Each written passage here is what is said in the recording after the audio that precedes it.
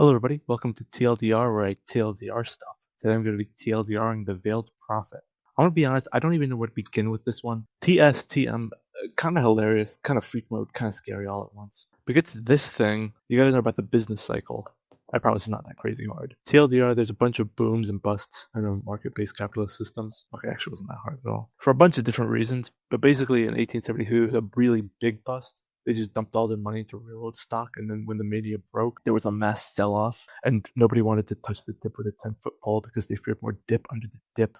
You got too much dip on your chip. Well, that and literally had like no money left, and instead of wanting to go bankrupt, the industrialists just cut workers' wages. Some reports of it being cut 30 to 40%. I mean, this is just like the natural cause and effect. I mean, it's just sort of bound to happen. I mean, this whole system of booms and busts and workers' wages falling, whatever. But as a result of this whole system, workers, get mad.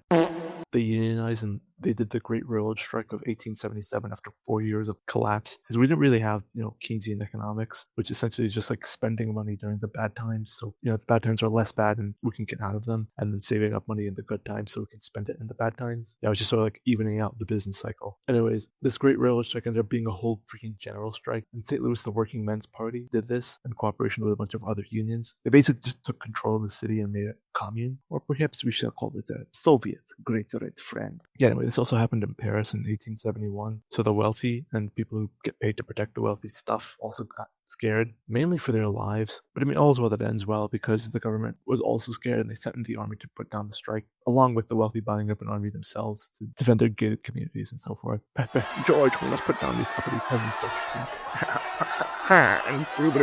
Brilliant idea, Francis. Yeah, anyway, the wealthy were still, after this, literally crying and shaking as they write this, like a Tumblr teenager who's upset at their favorite celebrity. So they, and by they, I mean one Andy, Charles Slayback, who was an ex-Confederate soldier and executive for some grain company himself. He made a secret society with a bunch of other industrialists and wealth, because, that's just what you do when you're wealthy.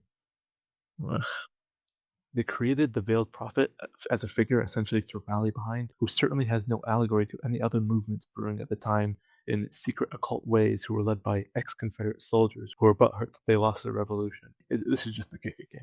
And just like the KKK, they were an all-white organization. Anyway, they didn't just make this character just to make it. They also did what the KKK does, which is terrorism. Well, a little bit different because there was public spectacle too, alongside the terrorism. It's a parade. Let's freaking go, I guess. The person leading this parade and in the costume of the Veiled Prophet, this paternalistic sort of patriarch of the city who will never let it fall into anarchy or control again, is none other than the police commissioner himself, John Priest, who put down the strike himself, along with his police force and the army and private militias and so on. Anyway, the floats were surrounded by masked men with guns, and I heard the floats were propagandized for the human progress and through industrialization, and framed the industrialists as the ones that lead this progress, but I can't really find any floats to show you or to see for myself, so I'll just go with it. Anyway, they didn't just do floats and backroom deals, they also did a ball. Yippee! They danced, they did minstrel shows, and if you don't know what minstrel means, it's just a blackface. They also did this whole bit of the Veiled Prophet being from Khorasan, which I guess is some super secret orientalized nation that's actually super advanced and perfectly run.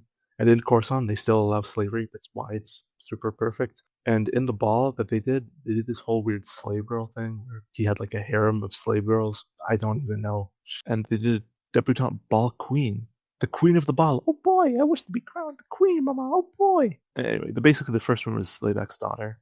And this continued at peak of the secret society for 80 to 90 years, no joke, up until the 70s, where some activists with action, Gina Scott and Jane Sauer, literally ran up to the stage mid-ceremony and lifted the mask off the Veiled Prophet to reveal Monsanto executive Tom K. Smith Jr. This is also during the Agent Orange controversy stuff, so it's like, ugh, which Agent Orange is a thing for another day. Anyway, that's done and dusted in the past. And nope, it's still going. Still doing blackface, still doing their ball and secret society and whatever. Well, it's downscaled because, like neoliberalism and monopolization in the 80s and so forth essentially just meant the executives kind of lost their jobs. Not to say that other secret societies are not available, because they are, but they rebranded this one and they got some slick new interns on the case, and they renamed it to the Grand Oracle, which is somehow a little more KKK than the Veiled Prophet. So yeah, this thing is still going on. It's ran by I guess the local police and like local pizza shop owner now instead of Monsanto executives. But this whole situation gets a 0 out of 10. I got the stuff from this book, by the way, written by this guy. Check the description for more information.